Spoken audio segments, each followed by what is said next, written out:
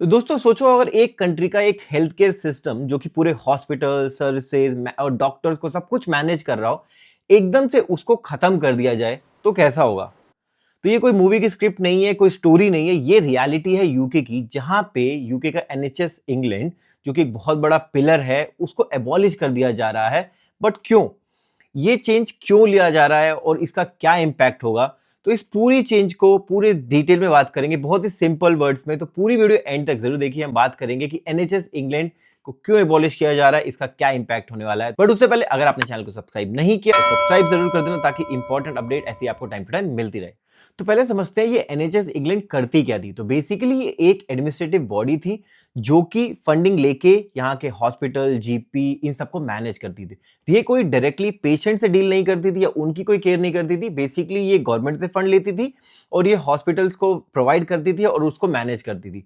But UK government ने decide किया है कि अब ये जो ब्रिज है बीच का, जो एनएचएस इंग्लैंड का, इसको खत्म कर देंगे और यूके गवर्नमेंट डायरेक्टली इस चीज को मैनेज करेगी ताकि ये जो लैग है किसी तरीके का उसको खत्म कर दिया जाए। तो अब बात करते हैं इतना बड़ा चेंज लिया क्यों हो गया कि एनएचएस इंग्लैंड को एबॉलिश कर दिया गया। तो यूके गवर्नमेंट की तरफ से देखा जाए तो तीन एक पॉइंट्स हैं जो उन्होंने क्लियर कट बोले हैं कि इसका ये फुलफिल होते हैं। तो बेसिकली क्या है कि वो चाहते हैं कि ब्यूरोक्रेसी खत्म हो जाए। तो यूके गवर्नमेंट की तरफ से उनको लगता था कि ये एक एडिशनल एक ब्रिज था बिटवीन जो यहाँ के हॉस्पिटल्स को और गवर्नमेंट के बीच में, जो कि अननेसेसरी ब्यूरोक्रेसी क्रिएट कर रहा था और अननेसेसरी बर्डन था। तो उन्होंने उसको पूरा का पूरा क्लियर कर दिया। दूसरा था कॉस्ट कटिंग। तो बेसिकली ये जो एनएचएस इंग्लैंड थी एक एडमिनिस्ट्रेटिव बॉडी थी जो कि मैनेज करती थी, विच मीन अगर इसको हटा दिया जाए तो 9000 जॉब्स कट कर दी जाएंगी। तो बेसिकली 9000 जॉब्स हट जाएंगी, which is equivalent to 500 million pound की जो सेविंग होगी, ये सीधा सीधा पर एनम की सेविंग होगी जो कि यूज हो सकती है किसी अच्छे और बड़े काम में। तो बेसिकली ये गवर्नमेंट का एजेंडा है। तीसरा जो एजेंडा है डेमोक्रेटिक कंट्रोल। तो बेसिकली गवर्नमेंट चाहती है कि वो पूरा का पूरा कंट्रोल अपने हाथ में ले और वो ताकि प्रायोरिटाइज कर पाए कि उसको फंडिंग कहाँ देनी है और कैसे उसको यूज करना है और किस चीज को प्रायोरिटाइज करना है और किस चीज को नहीं करना। तो ये तीन चीजें हैं, इनको ध्यान में रख के ही एनएचएस इंग्लैंड को एबॉलिश किया गया है। तो अब सोचने वाली बात यह है कि यार क्या ये डिसीजन एकदम रातों रात ले लिया गया कि भाई एनएचएस इंग्लैंड को खत्म कर दिया जाए। तो ऐसा बिल्कुल भी नहीं है, ये एक वेल प्लान था। क्योंकि अगर आपने न्यूज में देखा होगा कि जो पिछली गवर्नमेंट थी कंजर्वेटिव पार्टी, उनका भी क्लियर कट था कि वो ये नहीं चाहते कि एनएचएस इंग्लैंड हो। वो भी पूरे की तरह फ्रस्ट्रेटेड थे और ये कट करना चाहते थे एनएचएस इंग्लैंड को। और अगर आपने न्यूज में पढ़ा होगा तो एनएचएस जो इंग्लैंड की सीईओ थी ऑलरेडी रिजाइन कर चुकी है, जो इनके मिनिस्टर थे वो भी रिजाइन कर चुके हैं। तो बेसिकली ऑलरेडी ये वेल प्लान था, पहले बहुत टाइम से चल रहा था। बट एक फाइनल जो डिसीजन था वो यहाँ की लेबर गवर्नमेंट ने ले लिया है और एनएचएस इंग्लैंड को खत्म कर दिया गया। तो अब बात करते हैं सबसे बड़े क्वेश्चन की, इस पूरे चेंज से एनएचएस का जो हेल्थ केयर सिस्टम है इस पे क्या इफेक्ट पड़ेगा।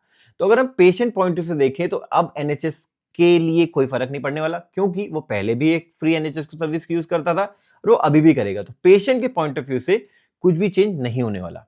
बट यहां पे देखने वाली बात होगी कि अब जो लोकल डिसीजनिंग है वो ज्यादा इंपैक्टफुल होगी। क्योंकि पहले क्या होता था कि एनएचएस इंग्लैंड एक डिसीजन लेता था और यहाँ पे लोकली और रीजनल लोग उसको इंप्लीमेंट करते थे। बट अब जो डिसीजन होगा रीजनल लेवल पे होगा और एरिया के हिसाब से प्रायोरिटी सेट होंगी कि क्या जरूरत है, उसके हिसाब से एक्शन लिया जाएगा।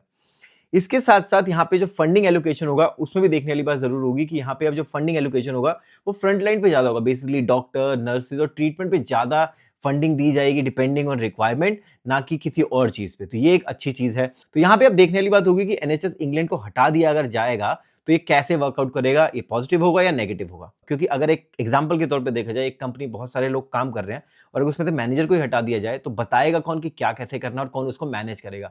तो क्या ये पूरे एनएचएस इंग्लैंड को हटाने के बाद एनएचएस का फ्यूचर ब्राइट होने वाला है, बहुत अच्छा हो जाएगा। तो देखो दोस्तों कि एनएचएस पहले से ही बहुत ही मुश्किलों से गुजर रहा है। इनकी लॉन्ग वेटिंग टाइम होती है, स्टाफ की शॉर्टेज होती है और फंडिंग के इश्यूज हमेशा से रहे हैं। तो अगर इसके पॉजिटिव साइड पे देखा जाए तो एक सबसे बड़ी बात ये होगी कि ब्यूरोक्रेसी खत्म हो गई। तो बेसिकली डिसीजन मेकिंग अब लोकल आ जाएगी और अपने हिसाब से फास्ट डिसीजन ले लिया जाएगा। तो एक बहुत बड़ा और अच्छा पॉइंट है अगर आप देखा जाए तो।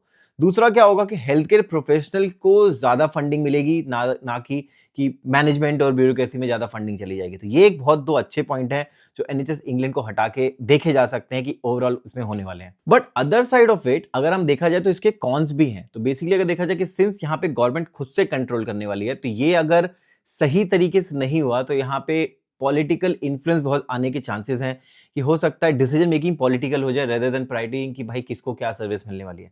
तो ऑब्वियसली होना तो नहीं चाहिए, बट जहाँ यहाँ पे गवर्नमेंट इन्वॉल्व अगर होती है तो चांसेस है कि ऐसा इंप्लीमेंट भी हो सकता है। प्लस अगर देखा जाए कि ये ट्रांजिशन होगा, ये अगर सही तरीके से ना हो पाया तो लोगों में कंफ्यूजन होगा, कुछ ना कुछ डिले हो जाएगा। तो ऑब्वियसली अगर ये सब होता है तो एट द एंड लोगों और पेशेंट्स को प्रॉब्लम फेस करनी पड़ सकती है। तो एनएचएस इंग्लैंड का खत्म होना, एबॉलिश होना एक बहुत बड़ा रिफॉर्म है, ये डेफिनेटली बात है, बट क्या ये एनएचएस जो हेल्थ केयर सिस्टम है ओवरऑल उसके बेनिफिट के लिए है, ये देखने वाली बात होगी। और आपको क्या लगता है कि इससे यूके को फायदा होगा या कुछ नुकसान भी हो सकता है? तो गाइस, अगर ये वीडियो आपको इन्फॉर्मेटिव लगी हो और आपको लगता है कि ये वीडियो से आपको थोड़ा बहुत आइडिया लग गया हो कि एनएचएस का जो रिफॉर्म है क्यों हुआ, इसका पॉजिटिव इंपैक्ट क्या हो सकता है, नेगेटिव इंपैक्ट क्या हो सकता है, तो वीडियो को लाइक जरूर कर देना। एंड अगर आपको लगता है कि कोई एक चीज जो कि आपको पॉजिटिव वे में लगती है या नेगेटिव वे में लगती है, तो कमेंट सेक्शन में जरूर बताइए। हम डिस्कस करते हैं और डिटेल में कि क्या ये बेनिफिट होगा यूके के लिए या इसका नेगेटिव इंपैक्ट ही होने वाला है। So guys, we will come up with the next video soon. Until then, take care. Bye.